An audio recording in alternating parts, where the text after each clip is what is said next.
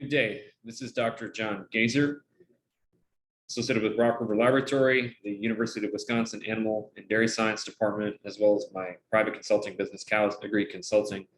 And today I'm discussing an external data evaluation and review where Rock River Laboratory extensively evaluated the SCiO Cup for accuracy and repeatability relative to Rock River Laboratory measures.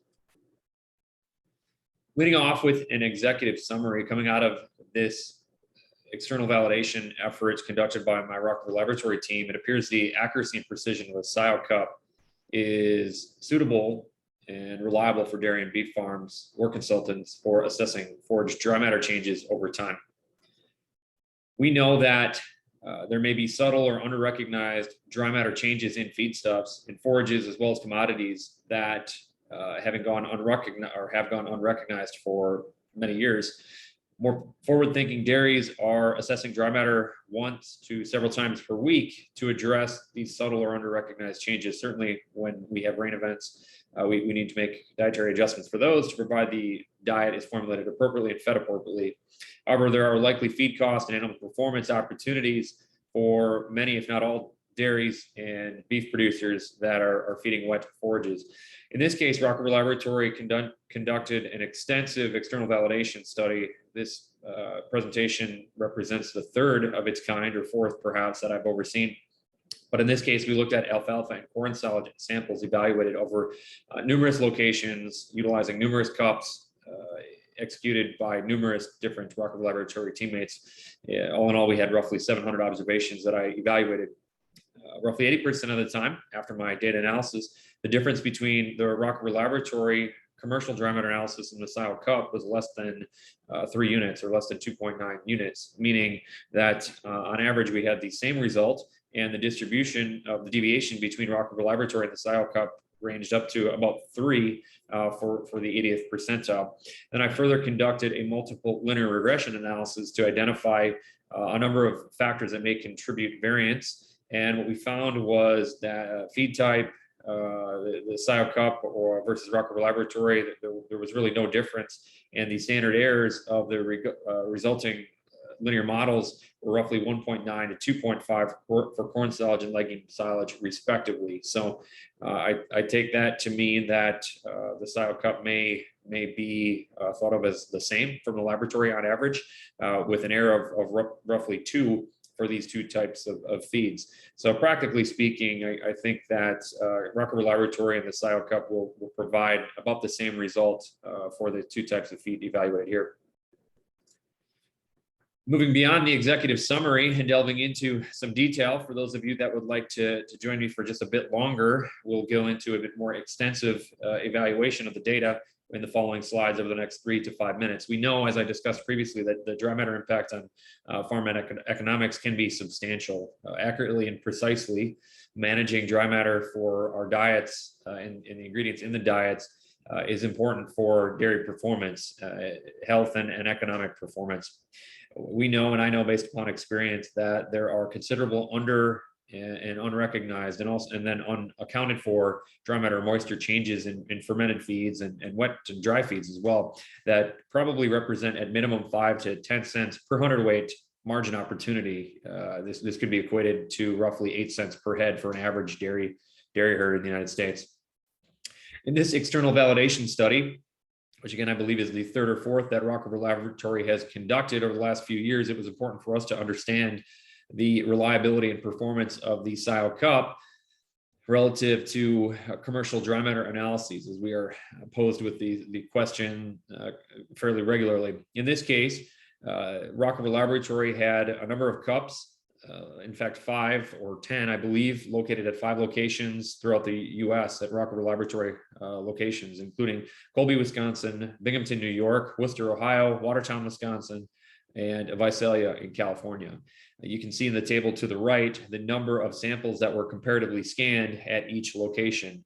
The analysis was done by analyzing the sample in the SCiO Cup first, utilizing the routine procedure recommended by the Consumer Physics and SCiO Cup team, and then analyzing the exact same sample through the laboratory, determining the commercial dry matter. The data that resulted from the analysis included dry matter from either Rock River Laboratory or the SCiO Cup, as well as I created a dry matter deviation as an absolute value, which represented the absolute value of the deviation or difference between the Rock River Lab dry matter and the SCiO Cup dry matter. Of note, our Ohio location was excluded from further data evaluation and analysis due to a differing procedure and protocol deployed for this project. So we only analyzed data from 4 of the 5 locations as presented here. I utilized JUMP to do my data evaluation, and I looked at the data in a few different ways, as I acknowledged in the executive summary. We first look at distributions of the analyses. And so what that can do for us is tell us, on average, what does the distribution of results look like through the 2 different dry matter techniques? And are the averages the same, or are they significantly different? And then we I also looked at an XY plot where we regressed the SCiO Cup dry matter upon Rock River Lab dry matter, or vice versa. So we'll look at SCiO Cup dry matter on the X axis and Rock River Lab dry matter on the Y. And then I also fit a linear model to include effects for feed type, for Rock River Laboratory location, NIR analysis type, Rock River Lab or SCiO Cup, and then also looked at interactions. We retained effects in the model at p less than 0.05, or in the event that the fixed effect, single effect, was nested within a significant interaction. Then we looked at least square means where they were significant for comparative purposes. So the distribution analysis, what we have presented here are a couple distribution reports. In the upper right-hand corner, corn silage, in the bottom left-hand corner or center of the slide, legume silage, for both Rock River Lab, commercial dry matter, and SCiO Cup dry matter, respectively. What we can see out of these is we had roughly 300 and 260 samples analyzed for corn silage and legume silage, respectively. The mean of the SCiO Cup and Rock River Lab commercial dry matter for corn silage was essentially the same at about 37.4 or 37.8. These were not significantly different. I can say that because the 95% confidence intervals for this distribution for the population overlapped, as we can see in the upper 95% mean and the lower 95% mean for both Rock River Lab and SCiO Cup. When we evaluate the legume silage, very similar outcome, about 42.8 roughly dry matter when averaged across both populations, and there was not a significant difference between the 2 populations in their average. We also can take note of the distribution to the results, and they appeared quite similar. As we then looked at another data point collected as the absolute value of the difference between the Rock River Lab dry matter and the SCiO Cup dry matter, another observation to look at, I can look at the distribution of that, and this helps me understand sort of the percentage of the time, if you will, that results will be different at a certain level. So here what we observe in the right-hand side is a distribution analysis of the absolute value. So this is not normally distributed anymore because we are only looking at absolute values, but we can see that a majority of the observations were centered upon around 0, meaning that on average we got the same result. And then we can see that the difference between the Rock River Lab dry matter and the SCiO Cup dry matter, the quantiles, roughly 80% of the time, the deviation between the 2 was 2.9 units or less. So what we can do is interpret that to suggest that on average we'll get the same result, and 80% of the time the deviation between the 2 will be 2.9 units or less. Something to take note of is that the SCiO Cup actually analyzes 3 replicates, I believe 3 separate scans to perhaps 5, and averages those into the reported dry matter. At Rock River Laboratory, we just do a single rep. So there is some analytic error, but I look at this comparison to give me confidence, I guess, in projecting that or portraying that the cup performs relatively well compared against Rock River Laboratory. As we transition to discuss the linear model, which we'll discuss in a slide or 2 to follow, the standard error was roughly 1.8.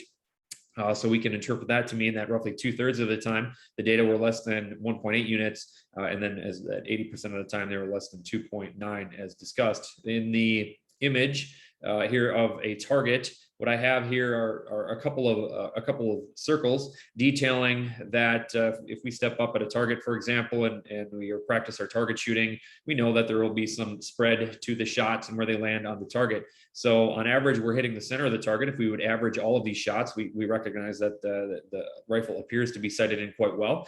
So that would be analogous to the SCiO Cup performing the same as Rock River Laboratory. And we see that roughly 2/3 of the time, the deviation is 1.8. So that would be that inner circle highlighted in bright green. And then roughly 80% of the time, and you can see we just clipped one of the shots, meaning that one of the shots fell just outside, equivalent to that 80%. That we've got about 2.9. So hopefully this metaphor, this analogy makes a bit of sense as we looked at the data in this way, but it is helpful to consider this for deviations between the cup and the lab. Evaluating the XY plot, as I acknowledged earlier, the SCiO Cup dry matter was used as a predictor for Rock River Laboratory dry matter. So we see the XY comparative here. Here we have feed types separated out. Legume silage is detailed in red and corn silage is detailed in blue. So we see the slopes of these lines are slightly different, although not of concern. And the R-square of these were roughly 0.8 and 0.89 for commercial samples coming in through the lab. We didn't select the samples to conduct the study. It was simply commercial samples coming in through the lab. So we had roughly 90% R-square for legume silages, which is indicative of both a pretty robust NIR model in the cup, but also a pretty wide range to the data as analyzed by Rock River Laboratory. With the corn silage, we recognize a little bit lesser of a range with many of our samples for corn silage between 30 and 40% dry matter, which appears the cup on average gives about exactly the same result as Rock River Laboratory. We struggled with getting samples greater than 50% dry matter for corn silage, so that could have perhaps improved the R-square if we had a bit more in data and observations out that far. But in general, the standard errors coming out of this were 1.9 to 2.5, as I acknowledged before. So very similar in this linear evaluation as well. And lastly, as we looked at the multiple linear regression analysis, we retained a few effects within the model. Location certainly was a significant effect, as we could probably project feeds grown in different locations in different regions, probably have different dry matter. So we picked that up here. Feed type was certainly different in dry matter, with corn silage being wetter than legume silage on average, so that we picked that up. NIR type, I did leave in the model here just to detail that it was not significant. So what this means that even after we accounted for all of the variation, all of the variance attributable to location or feed or the location by feed interaction, there was still not a difference attributable to Rock River Laboratory commercial dry matter technique or the SCiO Cup dry matter technique with regards to the dry matter as assessed in this multiple linear regression analysis. So that this gives me additional confidence to state that following this evaluation with the data set as presented and evaluated here, Rock River Laboratory and the SCiO Cup return effectively the same dry matter result. So in conclusion, the SCiO Cup appears to reliably measure dry matter when compared against Rock River Laboratory's commercial feed evaluation under the conditions evaluated here in a laboratory setting. This was a fairly extensive validation effort conducted by our team, and I had the honor of evaluating the data, presenting this report. We got the same result, as I've commented several times over, for corn silage or legume silages, fermented feeds. And of note, we had multiple users, multiple locations, so the opportunity for errors or deviations or perhaps cup-to-cup variation was certainly at play here. And we had a pretty wide range of dry matters, except for that corn silage window, like I mentioned before. We really didn't have many dry matters greater than 50% for corn silage, but those are quite rare out in the field. The standard errors that we can expect coming out of this evaluation, roughly 1.9 to 2.5, so about 2% for standard error, and 80% of the time, like I've commented a few times over, the results were 2.9 units or less in deviation between the Rock River Lab commercial dry matter and the SCiO Cup. So in general, and in conclusion, the accuracy and precision of the SCiO Cup appears suitable for dairy and beef farms or consultants that assess forage dry matter routinely on behalf of their clients. Again, I appreciate the opportunity to evaluate the data set here and present our findings, and I look forward to future dialogue, future discussion, and being of future support. And with that, this is Dr. John Gazer wrapping up.